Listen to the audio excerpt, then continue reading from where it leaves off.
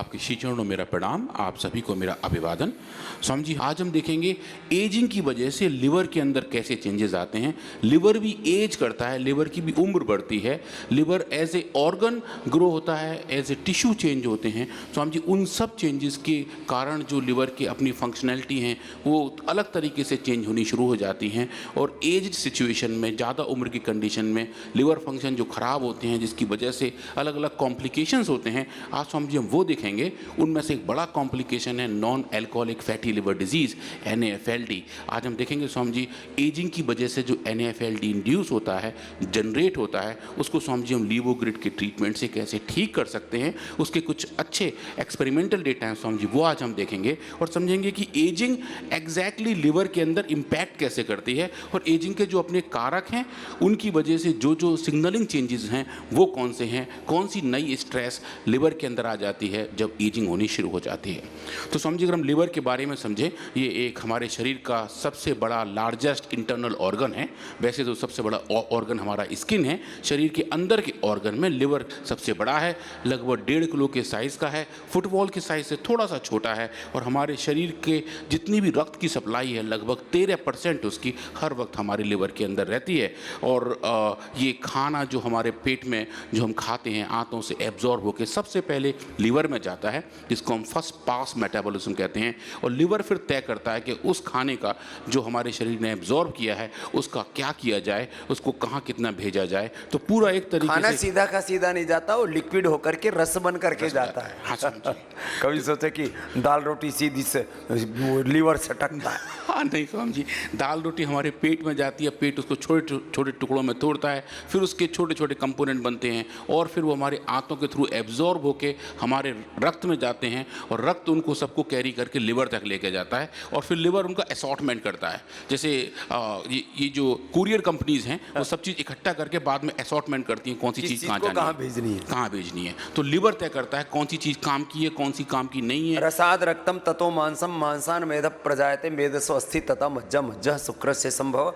माने पूरे शरीर की जो सप्त धातुएं हैं उनका निर्माण और किस चीज़ की कहाँ की आवश्यकता उसको वहाँ उसको भेजता है, और वो शरीर में लग जाए, शरीर में वो डाइजेस्ट हो जाए, वो भी काम लीवर करता है। हाँ स्वामी जी, और कोई चीज़ अगर खराब है तो उसको शरीर से बाहर निकालने का काम भी लीवर करता है। वो देखता है कि जो चीज़ नहीं चाहिए उसको हम कैसे किडनी के थ्रू, स्वेट के थ्रू, पसीने के थ्रू बाहर निकालें, मलमूत्र के थ्रू, मलमूत्र, वो सब काम स्वामी जी लीवर करता है। उसके अलावा अगर आप देखें स्क्रीन पर, ये इतना सारा मेन फंक्शंस हैं, चाहे वो पित्त का लीवर के पास एक दिमाग भी होता है, हर सेल के पास एक दिमाग होता है, हर ऑर्गन के पास भी एक दिमाग होता है, और पूरे शरीर के पास एक दिमाग होता है। ये प्रधान मस्तिष्क है, हर सेल के पास एक न्यूक्लियस होता है, और फिर हर ऑर्गन के पास अपना एक जो है दिमाग होता है। उसके आधार पर वो शरीर की सारी संरचना को चलाता, आपस में कोऑर्डिनेशन।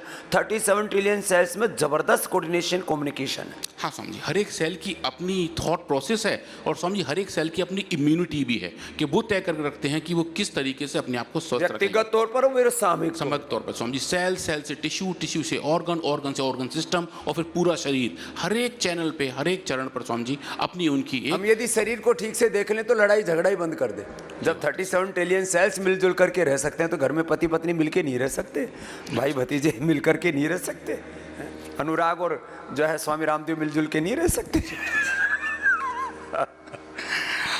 तो स्वामी जी लिवर के फंक्शन देखें तो विटामिन्स का बनाना, उनका एब्जॉर्प्शन, कोलेस्ट्रॉल का बनाना, उसकी सिंथेसिस कितना कब बनाना है वो, और ग्लूकोज का ग्लाइकोजन में कन्वर्जन। ग्लूकोज स्वामी जी हमारा एनर्जी का एक मेन करेंसी है। जब ज़्यादा हो जाता है तो उसको सेव कर लेते हैं ग्लाइकोजन के फॉर्म में एज ए रिजर्व, और जब ग्लूकोज कम होता है स्वामी जी उसको तोड़ के वापस इकट्ठा कर लेते हैं। ये पूरा साइकिल ये भी लीवर करता है।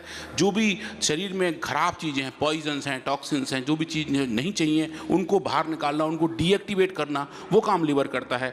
अमीनो एसिड का सिंथेसिस जिससे सब प्रोटीन बनती है वो लिवर करता है। बाइल बनाता है स्वामी जी, जिसको हिंदी में पित्त कहते हैं। ये बात पित्त वाला पित्त नहीं स्वामी जी, ये वो वाला पित्त जिससे खाना पचता है, जो पित्त की थैली है वहाँ से जो सिक्रीशंस हैं वो सब भी स्वामी जी लिवर के थ्रू ही होते हैं। और उसके साथ वात का अर्थ है गतिशीलता, और पित्त का अर्थ है ऊर्जा, अग्नि, और कफ का अर्थ है स्टेबिलिटी। मतलब ये बड़े अर्थ में प्रकाश क्रिया स्थिति शीलम, भूतेन्द्रियात्मकम भोगापगार्थम दृश्यम, ये वात पित्त कफ के संदर्भ में भी है और ये सत्व रजस तमस के भी संदर्भ में। ये जो पूरा त्रिगुणात्मक जगत है ना, ये इसका जो दार्शनिक पहलू है और इसके का जो वैज्ञानिक और व्यवहारिक पहलू बड़ा बहुत ही अप्रतिम है, अनिर्वचनीय है एक तरह से जी। तो स्वामी जी अगर हम लिवर की डिजीज़ के बारे में देखें, एक छोटा स्कीमेटिक है जो बताता है कि हेल्दी लिवर हमारा कैसा है। देखने में ऐसा चॉकलेट ब्राउन का सुंदर सुंदर होता है। जैसे जैसे अगर हमारे शरीर में फैट का जमावड़ा होना शुरू हो जाए तो उसकी वजह से स्टीओटोसिस होती है, non alcoholic fatty liver disease हो जाती है। आगे बढ़ के वो नॉन एल्कोहलिक हेपेटाइटिस हो जाती है, वो लिवर सिरोसिस में, और फाइनली हेपेटिक कार्सिनोमा जो लिवर कैंसर है, वहाँ तक स्वामी जी पूरी जर्नी बन जाती है। तो अगर हम इस बीमारी को सही टाइम पे पकड़ लेते हैं तो इसको कंट्रोल करना, रेगुलेट करना आसान हो जाता है। लगभग ऐसे लोग जिनको फैटी लिवर डिजीज़ है उनमें से 2% से लोगों के अंदर चांसेस रहते हैं कि वो लिवर कैंसर में कन्वर्ट हो जाए।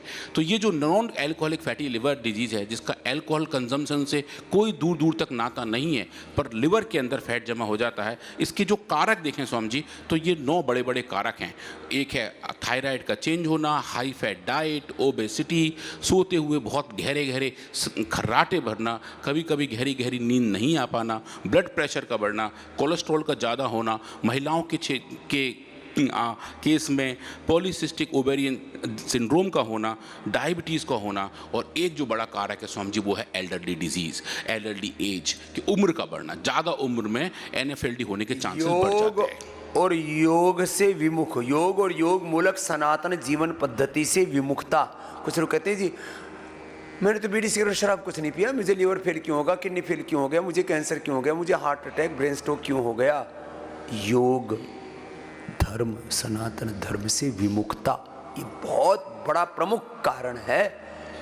तो इसलिए खाली बीड़ी सिगरेट शराब से बीमारियां होती हैं ऐसा नहीं है। हमारा पूरा ताना बाना, hair care, dental care, skin care, हमारा फूड, हमारा चारों तरफ जिंदगी में जो अलग अलग प्रकार के जहर घुल रहे हैं ना, धीरे धीरे असर करते हैं। हम सोचते हैं कि हम तो ठीक ठाक चल रहे हैं, नहीं, गड़बड़ी है। तो हमें जीवन में ऐसे छोटे छोटे करेक्शन करने पड़ेंगे, नहीं तो लीवर किडनी फेलियर से लेकर के ब्रेन, हार्ट और पूरे जीवन पर ही खतरा मंडरा रहा है।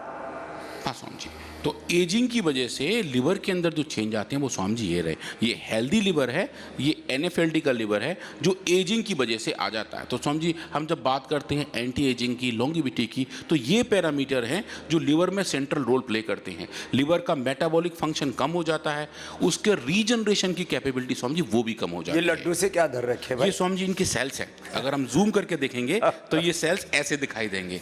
हाँ, बेसन के लड्डू जैसे कुछ कुछ दिखाई दे रहे हैं, पर स्वामी जी जब आप देखें उम्र बढ़ जाती है तो इन सेल्स के बीच में ये फैट का मोटा मोटा जवाबाड़ा आना शुरू हो जाता है, खाबड़ हो गए, उबड़ खाबड़ हो जाते हैं, बहुत ज़्यादा फैट जमा हो जाता है और एजिंग की वजह से स्वामी जैसा हो जाता है। अब लिवर के अंदर स्वामी जी की ऐसी कैपेबिलिटी है कि अगर ये 1/3 भी बच जाए किसी भी वजह से, किसी सर्जरी की वजह से या किसी चोट की वजह से, तो ये दोबारा रीजनरेट होकर पूरा बन सकता है। लिवर ट्रांसप्लांट करते हैं तब वही तो करते हैं, 1/4 लीवर दूसरे का काटते हैं, आप में लगा लेते हैं, तो वो बड़ा होकर के 3-4 महीने में नॉर्मल हो जाता है, पूरा बन जाता है। तो आप उसको अवसर दें। हम यहाँ योग में, आयुर्वेद में, नेचुरोपैथी में आपके लिवर को, आपकी किडनी को, आपके पेनक्रियाज को, लंग, हार्ट, ब्रेन, पूरी शरीर को, आपके पूरी एग्जिस्टेंस को अवसर देते हैं। योग करा के, उपवास उपासना करा के सब, और अपने आप शरीर, body is the ultimate healer. हाँ, तो स्वामी जी एजिंग के दौरान ये रीजनरेशन भी कम हो जाता है। किसी जवान इंसान में अगर कोई ऐसी दिक्कत आए तो ठीक होने के चांसेस ज़्यादा रहते हैं, और जिनकी उम्र ज़्यादा है उनमें स्वामी जी रीजनरेशन का पोटेंशियल भी कम हो जाता है। पर अगर हम सही मात्रा में औषधि लें, सही तरीके से योग करें, तो स्वामी जी इसको भी रिकूप किया जा सकता है।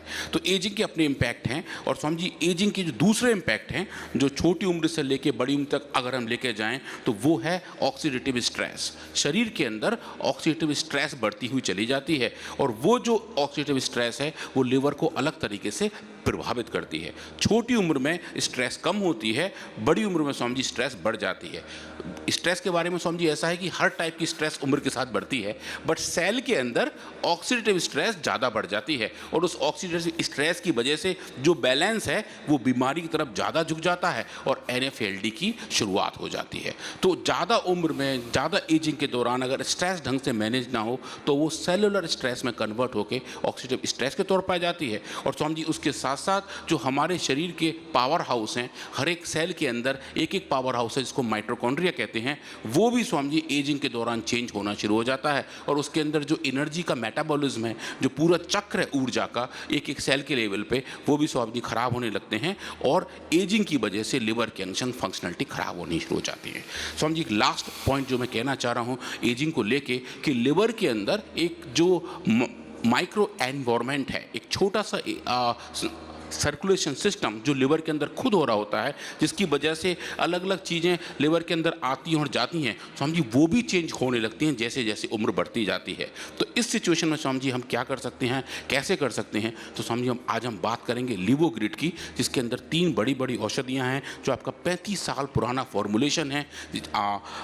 पुनर्नवा, भूमि आंवला और मकोए 2:1:1 के अनुपात में जो मिले हुए हैं, इन तीनों के स्पेसिफिक कंपोनेंट्स की वजह से और इसके अंदर जो नेचुरली पैक्ड कंपोनेंट्स हैं जिनको हम अलग अलग केमिकल टेक्नोलॉजी के थ्रू से नाप कर देख सकते हैं कि नेचुरली पैक्ड क्या क्या कंपाउंड्स इसके अंदर हैं।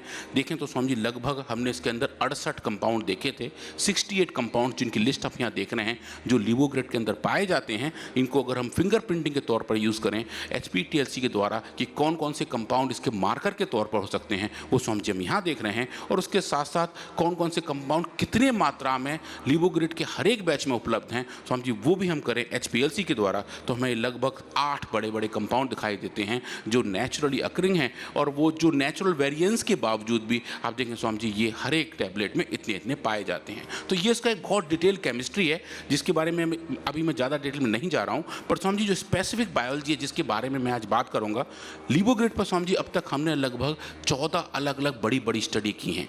एक एक स्टडी 6-6 महीने तक जाती है स्वामी जी। तो कई सालों का काम, लगभग 35 से 40 लोगों के कई सालों का काम स्वामी जी सिर्फ लिवोग्रिड पे पतंजलि रिसर्च फाउंडेशन ने इन्वेस्ट किया है। आज हम एक स्टडी के बारे में बात करेंगे जो डाइट इंड्यूस नैश मतलब कि non alcoholic fatty liver disease के बारे में बात करेंगे कि कैसे एजिंग की वजह से वो जो सिम्टम्स हैं जो non alcoholic fatty liver disease की वजह से होते हैं उसमें लिवोग्रिड क्या रोल प्ले करता है और जो एजिंग के स्पेसिफिक ड्राइवर्स हैं, स्पेसिफिक मार्कर हैं, लिवोग्रिड कैसे स्वामी जी उनको कंट्रोल और रेगुलेट करता है। तो ये थोड़े से स्कीमेटिक्स हैं जो बता रहे हैं कि नॉर्मल लिवर और NFLD में क्या क्या चेंजेस आ रहे होते हैं। और जो इसमें एक सबसे बड़ा कंपोनेंट है वो है स्वामी जी मीथियोनिन। तो मीथियोनिन एक अमीनो एसिड है जो शरीर के अंदर हर एक प्रोटीन का पहला अमीनो एसिड्स है। तो जो मीथियोनिन है इसकी काइनेटिक्स बहुत स्पेसिफिक रोल प्ले करती है कि हमारा शरीर उस अमीनो एसिड को कैसे यूज़ करता है। एजिंग के दौरान स्वामी जी ये काइनेटिक्स चेंज हो जाती है। तो हमने इस पर काम किया और ये देखा कि अगर हम मीथियोनिन स्पेसिफिक लिवर डिजीज़ को फोकस करें तो क्या हम लिवोग्रिड के ट्रीटमेंट से उसको रेगुलेट और जो डिसरेगुलेटेड सिचुएशन है क्या उसको हम री रेगुलेट कर सकते हैं। तो स्वामी जी बेसिक बायोलॉजी हमने ऐसी वाली रखी कि हमने देखा कि मीथियोनिन डेफिशिएंसी से लिवर के अंदर ऑक्सीडेटिव स्ट्रेस बढ़ जाती है, इंजरी बढ़ जाती है और उसकी वजह से non alcoholic fatty liver disease हो जाता है। तो स्वामी जी सबसे पहले हमने लिवर सेल्स को ग्रो किया, उनका स्फेरॉइड बनाया। स्वामी जी एक 3D बायोलॉजी वाला काम किया और आप जो देख रहे हैं लगभग आधा मिलीमीटर थिकनेस का ये एक पूरा लड्डू जैसा स्ट्रक्चर है जिसके अंदर स्वामी जी लगभग 1 मिलियन सेल्स हैं जो लिवर सेल्स हैं और वो एक ऑर्गन के तौर पर बिहेव करना शुरू कर देते हैं। स्वामी जी अगर आप देखें कि इसके अंदर एजिंग की वजह से जो चेंजेस आते हैं और वो चेंजेस हैं स्वामी जी कि अगर आप इनको मीथियोनिन डेफिशिएंट मीडिया में रखते हैं तो इनके अंदर फैट का जमा बड़ा हो जाता है जो कि एज कंडीशन में देखा भी जाता है। तो स्वामी जी इन 3D सेल्स में हमने देखा कि जैसे जैसे हमने एक ऐसा फिनोटाइप इंड्यूस किया इनके अंदर फैट का लेवल बढ़ गया था। लगभग स्वामी जी 5 गुना तक फैट ज़्यादा इन सेल्स के अंदर हो गए थे जो एजिंग के साथ लिंक होते हैं। और जब इसको स्वामी जी ने ट्रीट किया लीवोग्रिड के साथ, तो आप देखें स्वामी जी ये डोज डिपेंडेंट तरीके से इनके अंदर फैट का लेवल कम हो गया और लगभग वहाँ पहुँच गया जहाँ नेचुरली इनको होना चाहिए था। और अच्छी बात स्वामी जी, सिंथेटिक वर्ड की दवा हमने इसके साथ पैरेलल में लगाई थी, तो स्वामी जी इस पैरामीटर में एक एज डिपेंडेंट चेंजेस में हमें स्वामी जी लीवोग्रिड की एक ऐसी सुपीरियरिटी मिली जो शायद किसी और सिंथेटिक वर्ड की दवा में हमें नहीं देखने को मिलती है। जनरली स्वामी जी लीवर के लिए सिंथेटिक वर्ड में एलोपैथी में कोई ऐसी दवा है नहीं, तो जो और रोगों की दवाइयाँ हैं उनको ऑफ लेवल लिवर फंक्शन के लिए यूज़ किया जाता है। जैसे स्वामी जी डायबिटीज़ की एक दवा है पियाग्लेटासोन, उसको लिवर फंक्शन को रेगुलेट करने के लिए यूज़ किया जाता है, बट जनरली वो उसके लिए अप्रूव्ड है नहीं। पर उस औषधि को भी अगर आप कंपेयर करके देखें तो लीवोग्रिड की स्वामी जी हमें बहुत अच्छी सुपीरियरिटी दिखाई देती है, और वो डेटा हम यहाँ पर देख रहे हैं।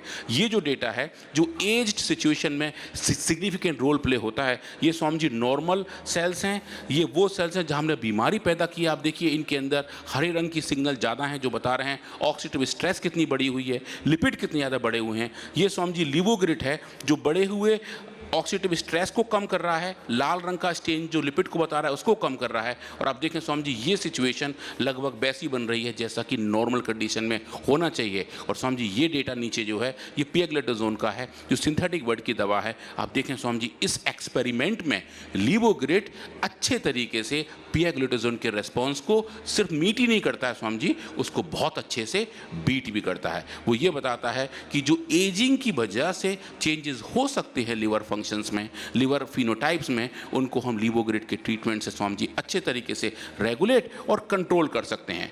इसके साथ साथ जो ऐसे मार्कर हैं जो एजिंग में मॉडिफाई होते हैं, जैसे जैसे उम्र बढ़ती है लिवर फंक्शन डिसरेगुलेट होते हैं, चाहे वो ALT का लेवल हो, चाहे वो ग्लिसरॉल का लेवल हो, वो सब स्वामी जी चेंज होते हैं, लीवोग्रिड उनको भी री रेगुलेट कर लेता है। और जो दो बड़े ग्रोथ फैक्टर हैं स्वामी जी हमारे ग्रोथ के लिए हमारे शरीर अलग अलग टाइप के फैक्टर्स को सिक्रीट करता है। वो जो ग्रोथ फैक्टर्स हैं जो फाइब्रोब्लास्ट ग्रोथ फैक्टर के नाम से पाए जाते हैं, वो एजिंग के दौरान स्वामी जी डीरेगुलेट होना शुरू हो जाते हैं। अगर ये ग्रोथ फैक्टर का लेवल बहुत ज़्यादा हो तो इन्फ्लेमेशन बढ़ जाता है और लिवर के अंदर फैट का लेवल बढ़ जाता है। जैसे स्वामी जी आपने हमें कई बार बताया है कि स्लो इन्फ्लेमेशन हर एक बीमारी का कारण है, और स्वामी जी एजिंग की वजह से इन्फ्लेमेशन का लेवल भी हौले हौले बढ़ता रहता है। तो वो स्वामी जी एक ऐसी भट्टी है जो बहुत हल्की आंख पे चल रही होती है और स्लोली वो शरीर के अलग अलग सिस्टम को पकाती रहती है। तो वो जो इन्फ्लेमेशंस हैं वो एक सिग्निफिकेंट रोल प्ले करते हैं एजिंग में। तो स्वामी जी हमने उन इन्फ्लेमेशन के मार्कर को और उसके साथ साथ फाइब्रोब्लास्ट ग्रोथ फैक्टर के लेवल को भी नापा और देखा कि चाहे इनका जीन एक्सप्रेशन जो बढ़ गया था एक बीमारी के दौरान, वो स्वामी जी लीवोग्रिड के ट्रीटमेंट से कम हुआ, और इन्फ्लेमेशन के जो मार्कर हैं CXCL5 स्वामी जी वो भी बढ़ गया था बीमारी के दौरान, वो भी स्वामी जी डोज डिपेंडेंट तरीके से ठीक हुआ। तो जो लिवर फंक्शन के ऐसे पैरामीटर जो एजिंग में सिग्निफिकेंट रोल प्ले करते हैं, जिनकी वजह से नॉन एल्कोहलिक स्टेटोहेपेटाइटिस NASH जैसी बीमारियां हो सकती हैं, उसको स्वामी जी लीवोग्रिड के ट्रीटमेंट से रेगुलेट और कंट्रोल किया जा सकता है। इसके स्वामी जी और बहुत सारे पैरामीटर्स हैं, पर जो एज स्पेसिफिक हैं आज मैंने उनके बारे में बात किया है। और स्वामी जी जो अच्छी वाली बात है कि इस पूरे फाइंडिंग को लेके हम स्वामी जी बड़े जर्नल के पास गए जिसका नाम है बायो इंजीनियर्ड, और स्वामी जी मुझे बताते हुए बहुत हर्ष और गर्व है कि ये फाइंडिंग उस जर्नल में बहुत अच्छे से एक्सेप्ट हुए कि लीवोग्रिड के अंदर ऐसी कैपेबिलिटी है, वो इन सिचुएशन को अच्छे तरीके से कंट्रोल और रेगुलेट कर सकता है। और स्वामी जी वो जो जर्नल का फ्रंट पेज है वो स्वामी जी हमारे सामने अभी स्क्रीन पर है कि कैसे ये औषधि इन प्रोसेस को रेगुलेट कर सकती है जो non alcoholic fatty liver disease का कारण बनते हैं और जो एजिंग के दौरान भी स्वामी जी एक सिग्निफिकेंट रोल प्ले करते हैं। तो ये जो फाइंडिंग्स हैं ये एक अच्छे जर्नल में हैं, अच्छे तरीके से स्वामी जी साइट हो रही हैं, और जितनी भी हमारी साइंटिफिक फैटर्निटी है इन एक्सपेरिमेंट को अच्छे तरीके से एक्सपेक्ट कर रही है। और स्वामी जी एक्सेप्टेशन के साथ साथ अलग तरीके से ये उस काम में भी स्वामी जी साइटेशन में भी यूज़ हो रहे हैं कि इनके साइटेशंस बढ़ रहे हैं। अलग साइंटिफिक रिसर्च ग्रुप इनको स्वामी जी ऐसे रेफरेंस इस्तेमाल कर रहे हैं, और हमें ये दिख रहा है कि आयुर्वेद का जो विज्ञान है, जो आयुर्वेद की औषधियाँ हैं, स्वामी जी उस लेवल तक पहुँच रही हैं जहाँ शायद किसी और पैथी की मेडिसिन वहाँ तक ना पहुँच। अब यहाँ से लोग मार्गदर्शन पा रहे हैं, तो एक बार जोरदार अभिनंदन है डॉक्टर अनुराग वार्ष्णेय जी का।